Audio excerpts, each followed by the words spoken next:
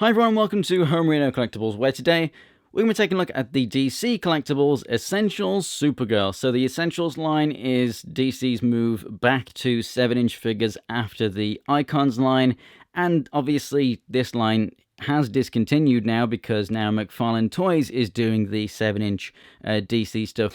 Coming around to the back of the box, you can see that the rest of this wave had Wonder Woman, which I do have. We have the Cheetah and also Cyborg Superman, which I think I have, but if not, my brother definitely has. So if I don't have this figure, I might go ahead and ask him and then see if I can review that one for you. But that's enough rambling on. Let's go ahead and get this thing out of the box and take a closer look.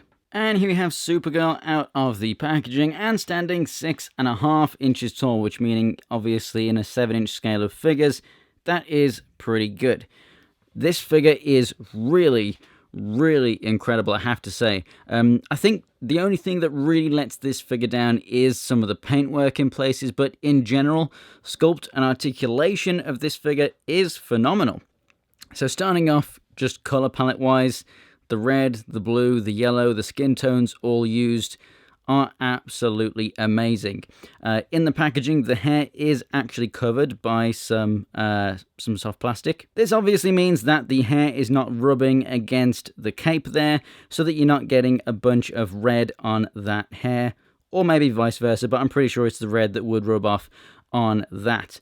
In general, it is a really nicely designed figure. The cape is a really soft material, and so is the hair, actually. As you can see, you can flex it quite a lot there. Same with this little piece here. It doesn't feel flimsy. I don't feel like I'm gonna, snap the hair if I'm moving it. It also allows for decent articulation. Paintwork on the face is done nice. The only trouble is it does look like very cartoonish, to the point where it literally just looks completely lifeless. I think maybe a different facial expression could have been a better choice, but in general, the paintwork that's on there is good and it doesn't look bad. The S is done really well, tiny little bit of blue showing through in some of that yellow, and also on the neck, as you can see there, around the joint, there is some blue showing through. So obviously it is, skin tone painted over the blue molded piece. But in general, it's not all that bad. Stop looking at her face. The hands, again, you are seeing some of the paintwork show through in areas, especially on her knuckles. She has blue knuckles, so she's been punching something that's blue. But yeah, in general, they're not really bad quality control issues or paintwork issues. Something that would have been nice to have been resolved, but it doesn't stop it from being a fantastic figure. Coming down to the legs here, paint-wise, obviously this thigh piece is red molded plastic, and this hip piece is actually the skin tone molded plastic. So this paintwork here is absolutely incredible. That is spot on. That is the exact tone between both of those parts. So that is amazing. The figure does not have peg holes at the bottom of the feet. She stands perfectly fine. That's not a problem. But I think in general it would be nice to have peg holes in the bottom of action figures' feet. And especially when you've got figures like this that have a cape and the hair might make it a little bit more top heavy there. It would be nice, obviously, just to have that knowledge that you can put it on a stand if you wish.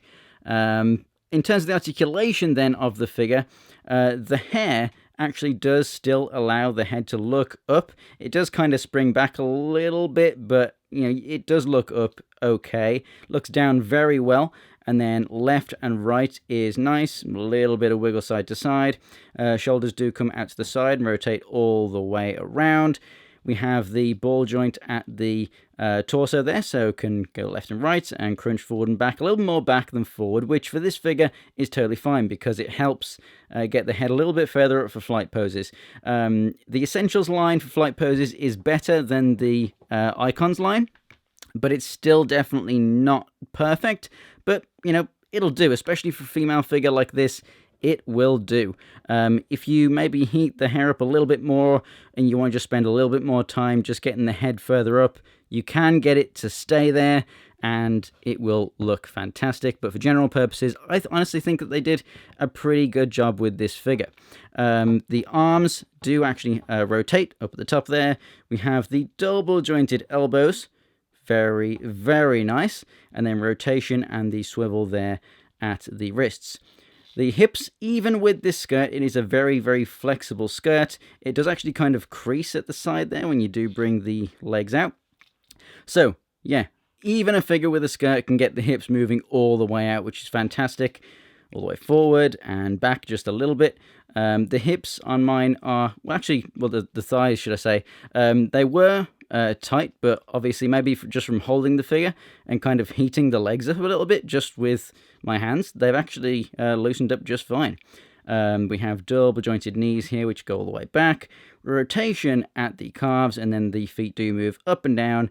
And we even have a pivot in there as well, which is more of a swivel side to side. You can see it does pivot a touch, but you can help that with the rotation of the calf to get the exact pivot that you want. It does look a little bit uglier up here, but still it's there. So you may not have a stand, but you can still pivot the feet however you want to get her standing just fine.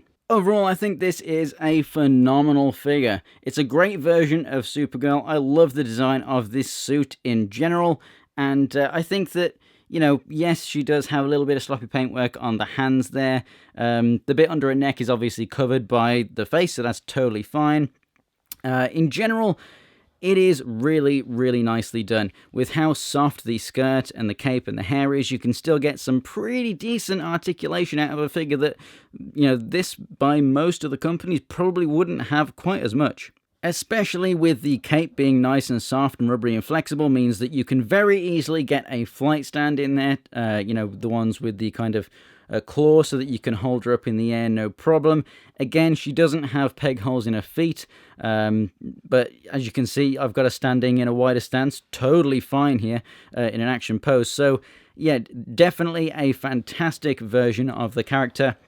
And a must-have for those Supergirl fans out there, especially if you have some of the figures in the Essentials line, like the Superman. She will work perfectly in your collection. So thanks for watching, guys. If you enjoyed the video, go ahead and give it a like. If you want to see more from me, there's some videos on the screen right now, and links to my social media in the description below.